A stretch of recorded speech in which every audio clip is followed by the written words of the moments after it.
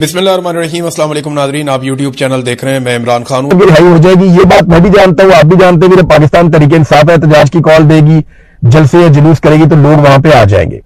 लोग कभी मायूस हो जाते हैं, कभी फिर उम्मीद पकड़ लेते हैं।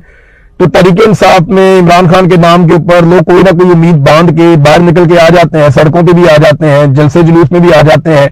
लेकिन क्या इससे इमरान खान साहब को रिहाई मिल सकती है? तो साफ बात यह है कि जब तक के एस्टेब्लिशमेंट के ऊपर इतना दबाव ना पड़े कि उन्हें इमरान खान को छोड़ना पड़ जाए, तब तक वो इमरान खान को नहीं छोड़ेंगे। बड़ा शदीद दबाव डालना पड़ेगा। अब वो दबाव कैसे डाला जा सकता है? देखिए, उसके अलग अलग तरीके हैं। सबसे पहले तो अपोजिशन का काम है, अपोजिशन अपना काम करे, हुकूमत की एक एक गलती की निशानदेही करे, एक एक चीज पे प्रेस कॉन्फ्रेंस करे, एक एक चीज पे अवाम के साथ खड़ी हो। चाहे वो पेट्रोल का मामला है, चाहे बिजली का मामला है, चाहे गैस का मामला है, चाहे महंगाई का मामला है। अभी ये जो अप्रैल का महीना है, इसमें 11% महंगाई हुई है पाकिस्तान में, मजीद बढ़ गई है 11%। तो 11% जब महंगाई बढ़ गई है तो आपको अंदाजा हो जाना चाहिए कि लोगों के साथ फिर क्या हुआ है। और लगातार पाकिस्तान में महंगाई बढ़ती चली जा रही है। ऐसा नहीं है कि किसी दिन भी चीज पहले से सस्ती हो गई हो। जो चीज भी यहां पर एक मरतबा महंगी होती है, उसके सस्ता होने के इम्कानात कोई नहीं होते। आज तमाम चीजें लोग जो खरीद रहे हैं वो इमरान खान साहब के दायरे हुकूमत से कम 50% से लेकर 100% तक महंगी खरीद रहे हैं। यानी इतनी ज्यादा महंगाई हो गई है। बिजली की कीमत में लगभग 3 से 4 गुना इजाफा हो गया है। इंडिया और बांग्लादेश के मुकाबले में हमारी बिजली की कीमत 3 गुना है। वहां पे 3 गुना सस्ती है। मुझे आप ये बताया ना कि वहां पे जो ताजर कोई चीज बनाता है या सनतकार वहां पे कोई चीज बनाता है और वहां के ताजर उसे आलमी मंडी में ले जाकर बेचते हैं, तो उनको जब कॉस्ट ऑफ प्रोडक्शन ही हमारे से 3 गुना कम पड़ती है तो हम उनका मुकाबला कैसे करेंगे? आप फर्ज करें ना कि हमने एक प्रोडक्ट बनाई और वही प्रोडक्ट बांग्लादेश ने बनाई और वही इंडिया ने बनाई। अब इंडिया की फैक्ट्री में बिजली का यूनिट जो है वो पाकिस्तान से 3 गुना सस्ता है, बांग्लादेश में भी 3 गुना सस्ता है। तो हमें वो चीज महंगी पड़ेगी और इंडिया और बांग्लादेश में सस्ती पड़ेगी। अब उनका ताजिर जब बेचने जाएगा तो हम हैं तो एक ही खित्ते में, तो उनकी चीज जितने की भी बिकेगी वो उनको मारा खा जाएगी। हम उनके साथ कंपीट नहीं कर पाएंगे, हमारा उतना मुनाफा ही नहीं होगा। और अगर वो फर्ज करें हम एक चीज 100 रुपए की बना रहे हैं, वो उस चीज को 70 रुपए की बना रहे हैं। हम 110 रुपए की बेचकर 10 रुपए कमाते हैं, वो 110 रुपए की बेच के 40 रुपए कमाते हैं। और अगर वो 100 की बेचना शुरू हो जाए तो हमें तो बगैर मुनाफे के बेचना पड़ जाएगी, क्योंकि हम उनका मुकाबला नहीं कर पाएंगे। तो ये प्रॉब्लम पाकिस्तान में है और ये लगातार प्रॉब्लम है पाकिस्तान में। तो इन इश्यूज के ऊपर अपोजिशन बात करती नहीं है। अपोजिशन ने अपोजिशन होने का रोल प्ले ही नहीं किया। ये किसी तबके के साथ खड़े नहीं हुए, ना किसानों के साथ खड़े हुए, ना मजदूरों के साथ खड़े हुए, ना स्टूडेंट्स के साथ खड़े हुए। ये किसी के साथ खड़े नहीं हुए। फॉरेन पॉलिसी के इतने बड़े बड़े इश्यूज हैं, किसी बात के ऊपर भी इन्होंने अपोजिशन नहीं की। तो ये एस्टेब्लिशमेंट पे दबाव डाल ही नहीं सके, ना सड़कों के ऊपर डाल सके, ना ऐवानों के अंदर डाल सके, ना मीडिया के ऊपर डाल सके। सोशल मीडिया जो दबाव डालता है उसके लिए खिलाफ हो जाते हैं। बल्कि पाकिस्तान तहरीक इंसाफ अपने सोशल मीडिया से खुद ही लड़ती रहती है, किसी और ने क्या लड़ना है। अब इस वक्त देखो ना, सूरत हाल ये है और अपोजिशन को कोई होश ही नहीं है। 125 रुपए से लेकर 150 रुपए तक डीजल और पेट्रोल के ऊपर आप सिर्फ टैक्सेस दे रहे हैं 1 लीटर पे। इमरान खान की हुकूमत में 150 रुपए का लीटर जो है वो पेट्रोल था, आज उसके ऊपर खाली टैक्स ही 150 रुपए है। यानी जितने का इमरान खान पेट्रोल दे रहा था उतना तो ये सिर्फ पेट्रोल के ऊपर टैक्स ले रहे हैं। सादी सी बात है। तो कोई बात ही नहीं कर रहा है इसके ऊपर। अब इस चीज को लेकर के अपोजिशन को इन्हें नाको चुने चुपवाने चाहिए।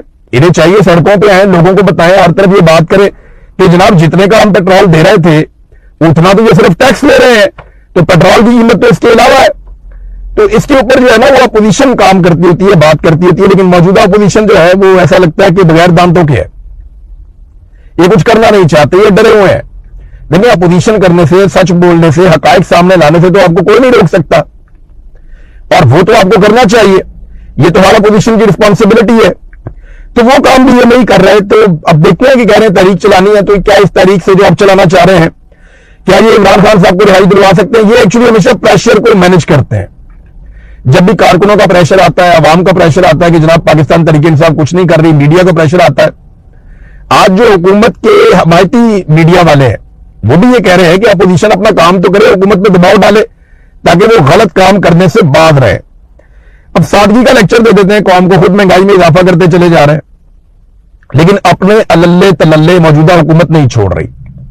लगातार ये इश्तिहारबाजी कर रहे हैं। अभी ये जो PSL का फाइनल होने जा रहा है, इसमें बहुत बड़ा कंसर्ट करेंगे, म्यूजिकल कंसर्ट, बहुत सारे फनकारों को उसमें बुला रहे हैं, बहुत सारे लोगों को उसमें बुला रहे हैं। चले अच्छा है, कौम को इवेंट मिलने चाहिए, और इंडिया में हो रहा है तो पाकिस्तान में भी होना चाहिए। बल्कि मैं तो कहता हूं तमाम मैचेस के अंदर लोगों को मौका मिलना चाहिए था। लेकिन मसला असल में वही है कि लोग जब मैचेस देखने आते हैं, जहां पे इकट्ठे होते हैं, वो इमरान खान के नारे लगाते हैं। और अब ईरान की और इसराइल की और अमेरिका की जंग लगी हुई है, तो लोगों के वो जज्बात भी भड़के हुए थे, तो इनको ये वारा ही नहीं खाता था। लिहाजा इन्होंने पब्लिक के बगैर पूरा का पूरा पीएसएल करवा दिया। और अब इन्होंने सख्त तरीन सिक्योरिटी के अंदर अपने पासेस जारी करके बहुत बड़ी तादाद में अपने एमएनएज और अपने अहदेदारान को कह रहे हैं कि अपने बंदे लेकर आने हैं, जितनी बड़ी तादाद में अपने बंदे ला सकते हैं अपने बंदे लेकर आने हैं। अब ये अपने बंदे लेकर जा रहे हैं और बड़ी तादाद के अंदर कोशिश कर रहे हैं स्टेडियम को भरे और पासेस के जरिए से भरे, और कुछ लोग टिकट लेके भी आएंगे बेचारे। और वहां पे पुलिस की बहुत भारी नफरी तैनात कर रहे हैं। पूरी कोशिश है किसी किस्म की कोई सियासी आवाज ना उठे, किसी किस्म की कोई मजहबी आवाज ना उठे। खासतौर पे आप फलस्तीन के बारे में बात ना करें, आप इसराइल के खिलाफ बात ना करें, खासतौर पे आप इमरान खान का तो बिल्कुल ही कोई नारा लगाया ही ना। तो अब ये इसके लिए बहुत बड़े पैमाने पे सिक्योरिटी का बंदोबस्त कर रहे हैं। नाज़रीन, एक और चीज मैं आपको बताता हूं। अभी देखें ना, ये कहते हैं कौम को किफायत शारी। अभी आप देखेंगे कि करोड़ों अरबों रुपया खर्च कर देंगे इस बात की तशहीर के ऊपर कि इंडिया के साथ पाकिस्तान की पिछले साल इन दिनों में लड़ाई हुई थी। और आप ये देखेंगे कि मिली नगमे, बैनर, पोस्टर, ये बहुत सारा कुछ ऐसा करेंगे जो गैर जरूरी है। क्योंकि देखिए, मैं इसलिए गैर जरूरी कह रहा हूं कि कश्मीर अभी तक आजाद नहीं हुआ। वादा जो है पाकिस्तान की फौज का पाकिस्तानियों के साथ यह है कि वो कश्मीर को आजाद करवा कर देंगे। 70 साल में उन्होंने अपना वादा पूरा नहीं किया, तो अब सिर्फ इंडिया के जहाज गिरे हैं और उन्होंने पाकिस्तान में नुकसान किया, पाकिस्तान ने उनके जहाज गिरा दिए। उन्होंने यहां बहुत सारे लोग शहीद कर दिए थे, हमारे एयरपोर्टों पर उन्होंने मारा, उन्होंने मिसाइल मारे। मामला यह है कि हमने उनके जहाज गिरा दिए, बहुत अच्छी बात है, हम उससे बड़े खुश हैं। लेकिन अब आप कौम का करोड़ों अरबों रुपया इस पर जाया तो ना करें। इस बात पे कि जनाब हम सेलिब्रेशन करने जा रहे हैं, अपना पानी छुड़वा लें इंडिया से, फिर सेलिब्रेट कर लेते हैं। कश्मीर को आजाद करवा लें, मैं एक हफ्ता जश्न मनाऊंगा, बल्कि 1 महीना जश्न मनाऊंगा। कश्मीर को आजाद करवा लेना जो वादा किया हुआ है, और हम तुम्हारा सांस बंद कर देंगे अगर तुम हमारा पानी बंद करोगे। तो वो पानी बंद करके बैठा हुआ है और अब तक उनका सांस ही बंद नहीं किया। तो यहां पे अब जनाब एक और जश्न आपको देखने को मिलेगा जिसपे कौम का पैसा जो है वो बहुत ज्यादा लगाए जाने की तवक्कुआत है, और ऐसी खबरें भी आ रही हैं। नाज़रीन, एक खबर में जाते जाते आपके साथ शेयर करूंगा, ये बड़ा अफसोसनाक मामला है। 100 दिन हो गए हैं ईमान मदारी और हादी अली चट्ठा को गिरफ्तार हुए। 100 दिन हो गए, उनका केस ही नहीं लग रहा। ये दोनों वकील हैं और इंसानी हुकूक के लिए काम करते रहे। इन्होंने हमेशा गरीब आदमी के, कमजोर आदमी के केसेस मुफ्त में लड़े हैं। इन्होंने पैसा नहीं बनाया, इन्होंने इंसानी हुकूक के लिए, इंसानियत की खातिर, अल्लाह की रजा के लिए ये लोग काम करते रहे। बड़ा जोर लगाया इन्होंने, हर पिसे हुए तबके के लिए ये खड़े हुए। ईमान मजारी और हादी अली चट्ठा, सलाम है दोनों मियां बीवी को। और इन दोनों को गिरफ्तार करके जेल में ले जाके बंद कर दिया और एक ट्वीट के ऊपर उनको 17 साल की सजा सुना दी। इधर जज का बेटा दिन दहाड़े 2 बच्चियों को कुचल के कत्ल कर देता है, उसके पास लाइसेंस भी नहीं है, गाड़ी भी इलीगल है, और वो 2 दिन में घर चला जाता है। इनका 100 दिन हो गए, केस ही नहीं लग रहा। और अदालत भी वही है जहां उस जज का बेटा था, यानी उस लड़के का बाप जिस अदालत के अंदर जज है वही अदालत है। आप अंदाजा करें, यह है पाकिस्तान में निज़ाम इंसाफ। और ये इंसाफ के लिए, लोगों को इंसाफ दिलाने के लिए ठोकरें खाते थे। इनका अपना तो कोई मामला नहीं था, ये तो गरीब और पिसे हुए तबकात के, ये जबरी तौर पर लापता अफराद के लिए, बहुत गरीब और पिसे हुए लोग, वो बेचारे जिनका कोई बात ही सुनने वाला नहीं है, उनके केसेस लड़ते थे ये। और आज इनके साथ जो है वो बुकला खड़े, इसके बावजूद इनको इंसाफ नहीं मिल रहा। आप अंदाजा करें कि जो खुद वकील है उन्हें इंसाफ नहीं मिल रहा। और वकील भी वो जो इंसानी हकूक के लिए आवाज बुलंद करते हैं, जिनके लिए इंटरनेशनली आवाज उठी है, उन्हें इंसाफ नहीं मिल रहा। तो पाकिस्तान में आम आदमी को कैसे इंसाफ मिलेगा? जब आप ये हरकतें करते हैं ना, जब वो कॉन्स्टिट्यूशन के ऊपर एवेन्यू पे नंबर 1 बिल्डिंग है, वो पता चले ये बिल्डिंग ही गैर कानूनी है। वो बिल्डिंग बन रही थी, किसी ने नहीं रोका। वो बिल्डिंग बन गई, किसी ने नहीं रोका। वो बिल्डिंग बिक गई, किसी ने नहीं रोका। वो बिल्डिंग बिक के जनाब लोग उसके अंदर शिफ्ट हो गए, किसी ने नहीं रोका। एंड में आगे याद है जनाब, ये तो बिल्डिंग गिरानी थी, पहुंचो जी सारे, अब खाली करवा रहे हैं। मैं ये कह रहा हूं कि गैर कानूनी काम है ना, रोको उसको। लेकिन ये गैर कानूनी काम करवाया किसने? कौन लोग इसमें जिम्मेदार है? इसके अंदर जब पहली ईंट रखी जा रही थी, जब इसको बनाया जा रहा था, वो जो अफसरान है सीडीए के, वो तमाम लोगों को लटकाए ना लाके, इनको उल्टा लटकाए, इनकी जेबों से पैसा निकलवाए जो इन्होंने रिश्वतों में खाया। लेकिन इस ठेकेदार को पकड़ के जो बेचकर भाग गया, वो सारे माफिया को पकड़ो जो इसके लिए जिम्मेदार है। वो बेचारे लोगों ने जिन्होंने खरीदा हुआ है, उनका क्या कसूर है? वो तो खरीद रहे थे इसलिए कि इसकी इजाजत थी। तब आपने यहां पर नोटिस लगाया ही नहीं कि जनाब ये नहीं खरीदना वरना आपके पैसे जाया हो जाएंगे।